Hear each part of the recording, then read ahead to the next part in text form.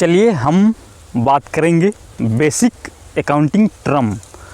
तो यहाँ पर हम बात करेंगे 5 बेसिक अकाउंटिंग टर्म जिनको आपको समझना एकदम ज़रूरी है, क्योंकि इन्हीं पर अकाउंटिंग चलती है, इन्हीं पर अकाउंटिंग टिकी है।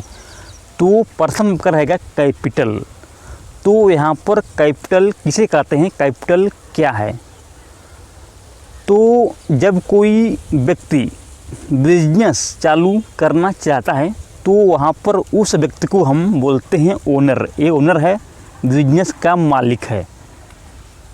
तो यहाँ पर बिजनेस अलग होता है और ओनर अलग होता है, दोनों एक नहीं होते हैं, दोनों अलग अलग व्यक्ति होते हैं, पर्सन होते हैं।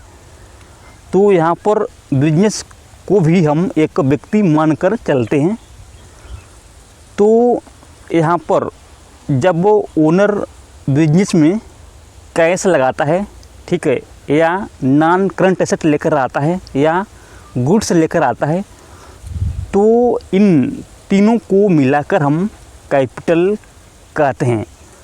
तो सपोज तीनों को मिलाकर ओनर ने बिजनेस चालू करने के लिए 1,30,000 रुपया लेकर आ गया, तो इसे बोलते हैं कैपिटल। तो ओनर का जो क्लेम है, ठीक है, ओनर के क्लेम को हम बोलते हैं कैपिटल की बिजनेस में ओनर का कितना क्लेम है, तो ओनर के क्लेम को बोलते हैं कैपिटल। अगला आपका रहेगा लायबिलिटीज। लायबिलिटीज क्या होता है? तो लायबिलिटीज जो कि एक कर्ज होता है, एक ऋण होता है बिजनेस के लिए,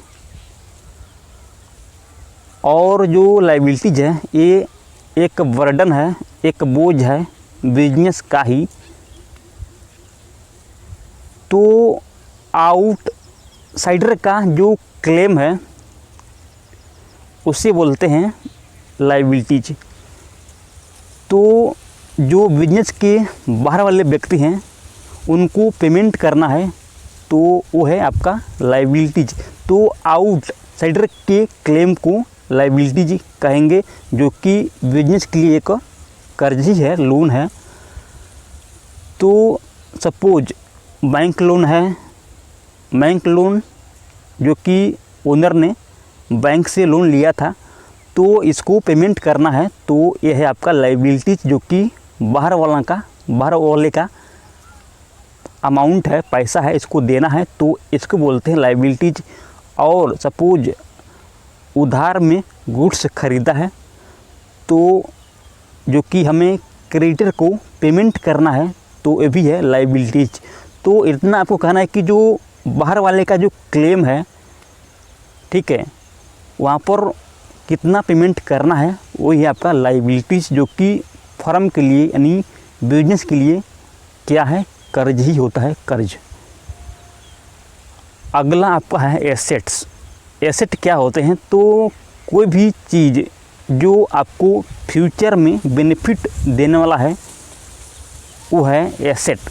जैसे बिल्डिंग, फर्नीचर, मशीनरी, जो कि ये हैं नॉन करंट एसेट, जो कि हमें फ्यूचर में बेनिफिट देंगे, तो ये हैं आपका जो कि एसेट्स। तो कोई भी चीज़ यानी कोई भी वस्तु जो हमें फ्यूचर में लाभ देगी, वो एसेट है। अगला आपका रहेगा इनकम। इनकम क्या होते हैं? तो इनकम क्या है? तो जब हम गुड्स को बेचेंगे, जब हम सामान सेल करेंगे, ठीक है, तो इसे बोलते हैं इनकम। तो ये इनकम है। अगर कोई कंपनी या कोई ऐसा बिजनेस है उसमें हम सर्विस देते हैं, तो सर्विस देना, तो जब आप सर्विस देते हैं तो वहाँ पर आपको इनकम होता है, तो ये भी इनकम है। यानी किसी को आप लाभ देते हैं, जैसे अगर टीचर है, पढ़ाता है, तो तभी तो इनकम होता है। तो सर्विस देना, ठीक है, सर्विस रेंडर करना, जो कि इनकम होता है। पेमेंट मिले या ना मिले कोई दिक्कत नहीं है, काम कर दिया है, ठीक है, पढ़ा दिया है तो इनकम हो गया, और गुड्स बेच दिया है तो इनकम हो गया, तो इसे इनकम बोलते हैं। अगला है एक्सपेंस। एक्सपेंस तो एक्सपेंस का हिंदी है खर्चा।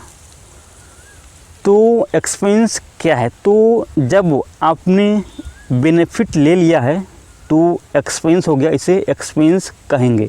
बेनिफिट ले लिया है तो एक्सपेंस है, एक्सपेंस कहते हैं। और अथवा में है बिजनेस में, बिजनेस के द्वारा गुड्स को खरीदना, ठीक है, सामान को बाई करना भी एक्सपेंस है, तो ये भी एक्सपेंस है। और अगर आपने बेनिफिट ले लिया है तो एक्सपेंस हो गया, ये एक्सपेंस होता है। तो इन पांचों पर आपको कमांड होनी चाहिए, एसेट पर, कैपिटल पर, इनकम, ठीक, एक्सपेंस, लायबिलिटीज़। तो इन पांचों को आपको देखना है। तो आज इतना ही। जय हिंद, जय भारत।